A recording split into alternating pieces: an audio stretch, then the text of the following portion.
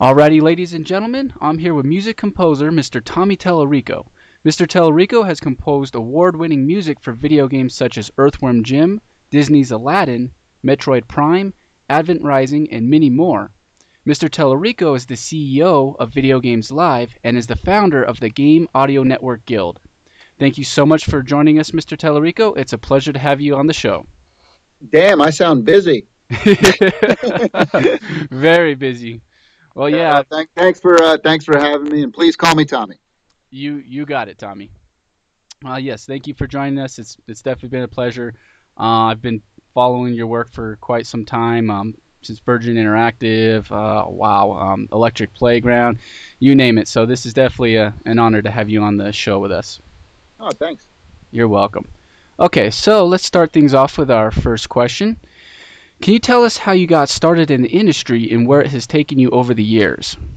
Yeah, I my two greatest loves growing up were always video games and music. In fact, but I never thought to put the two together because in the '70s and '80s when I was growing up, there was no such thing as a video game composer. But when I was 10 years old, I used to record all my favorite video game music on cassette tape, and I'd take my player down to the local arcade and record all the sounds and bring it home and record my television and my Atari and my Apple and my Commodore. And I'd used to splice all the music together and invite the neighborhood kids over and put in video games on my television and play back the tape and pretend like I was playing air guitar, and I'd charge them so I guess those were the first video game concerts. But who knew 30 years later I'd be doing it on the big stage, but with a symphony behind us. But yeah, when I turned 21, I grew up on the East Coast in Massachusetts, and when I turned 21, I got in my car, left my family crying on the doorstep, and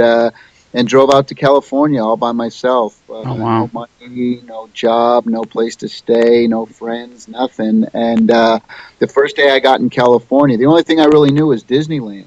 So I picked up a newspaper, and I got a job selling keyboards at Guitar Center. And they told me, yeah, you start tomorrow. So I went down there the next day. Now, I was literally, the first couple of weeks I was in California, I was homeless. I was sleeping under a pier at Huntington Beach.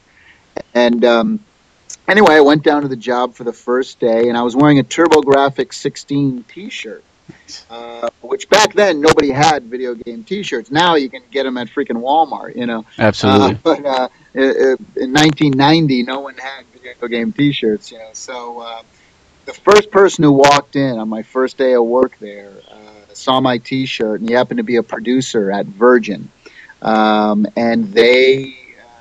he saw my shirt. We sparked up a conversation, and he hired me there on the spot. And so I was in California 3 days, and I was in the video game industry. And that was over 19 years ago. I've been doing it ever since. And so I was hired as a games tester, and but I would bug the vice president of the company every day. I said, "Look, whenever you need music, just let me know and I'll learn it and I'll do it for free. And if you don't like it, you don't have to use it." Because we didn't have a music person because the company was so new. And the first opportunity I got was a brand new game they were working on called Prince of Persia, original Prince of Persia. And so I did the job and got a lot of great reviews and accolades, and they made me the full-time music